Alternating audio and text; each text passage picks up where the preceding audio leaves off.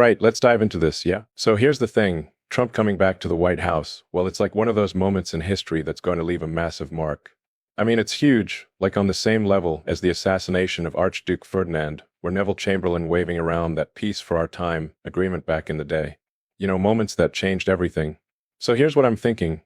Trump's presidency is kind of like this era-defining moment where America's steering this giant ship, trying to get it back on track. I mean, let's face it, the US is dealing with some serious challenges, debt piling up, internal unrest, and this growing sense of losing control over global leadership. And when things get rough, Americans tend to look for a strong leader, right? Someone to stabilize things and get us back to that great again vibe. Trump comes in with a clear plan. You know, it's like he's saying, I'm here to do three things: make money, and make more money for Americans. He's got this whole America first mindset, and honestly, that resonates with a lot of folks. First up, he's laser focused on jobs for the working class. I mean, the illegal immigration thing? Well, yeah, it's been a huge deal. Trump's all about limiting it because, let's face it, illegal immigrants often take jobs that Americans, especially those in lower income brackets, rely on. And yeah, it's tough when you've got this influx of people willing to work for less, driving down wages. So Trump's like, let's build a wall, let's ramp up border security, and let's prioritize American workers. And oh wow, the stats are wild. Like the number of jobs freed up by cracking down on illegal immigration? We're talking about 1 million or so jobs coming back to Americans every year. It's not just about the economy, it's about giving people a sense of dignity, you know? Working hard and seeing the fruits of their labor. Let's talk wages too. When there's less pressure from a flood of low-cost labor, wages naturally start to climb. It's like simple economics, supply and demand. And when Americans earn more, guess what? They spend more. That's money flowing into local businesses, boosting the economy right where it counts. And really, that's the kind of domino effect you want. Stronger paychecks lead to stronger communities. Now about the whole deep state thing. It's like Trump saying, look, Washington's a swamp and it's time to drain it. The US government's this massive machine with millions of non-elected officials. He's calling them the deep state. And you know, that's not just a conspiracy theory. It's about how entrenched interests can sometimes block real progress. Trump's goal is to break that gridlock, streamline decision-making, and make sure the government's actually working for the people. And sure, some people say he just wants more power, but, I mean, come on. If the government's tied up in bureaucracy, how are you supposed to get anything done? Trump's pushing for a system where his orders get implemented, no red tape, no nonsense.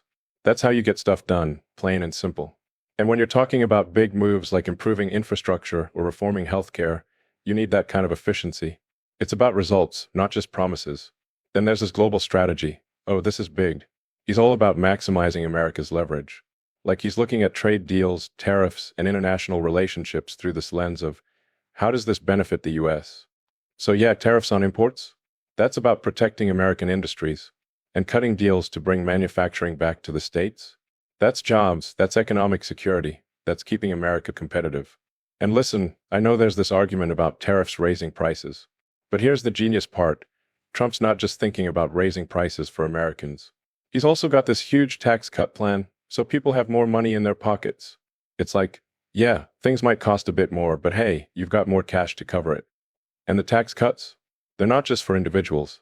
Businesses get a break too, and that means more investment, more hiring, more growth.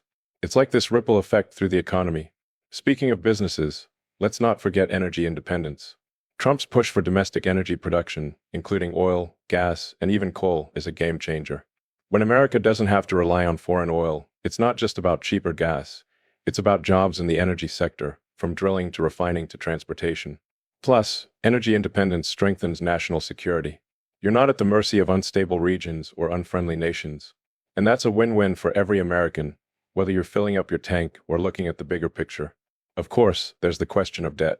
Yeah, the US is already up to its eyeballs in it, but Trump's like, let's just push the limits here. He's betting on America's long-term strength, borrowing big now to invest in the future. And hey, a lot of that debt gets picked up by allies. So it's not like the burden's all on the US. Oh, and speaking of allies, Trump's putting them on notice. Like, hey, NATO, Japan, South Korea, it's time you guys pull your weight. It's about fairness, you know? Why should the US be footing the bill for everyone's security? And cutting back on foreign aid? That's just common sense when you're trying to balance the books at home.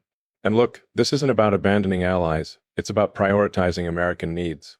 When America is strong, it's better equipped to lead and help others.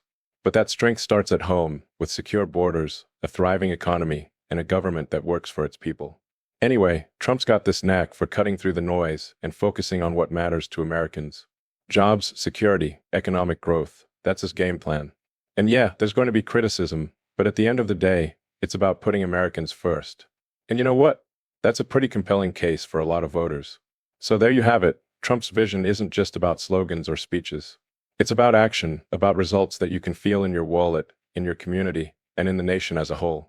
And honestly, whether you're a diehard supporter or a skeptical observer, you've got to admit there's a lot to think about here.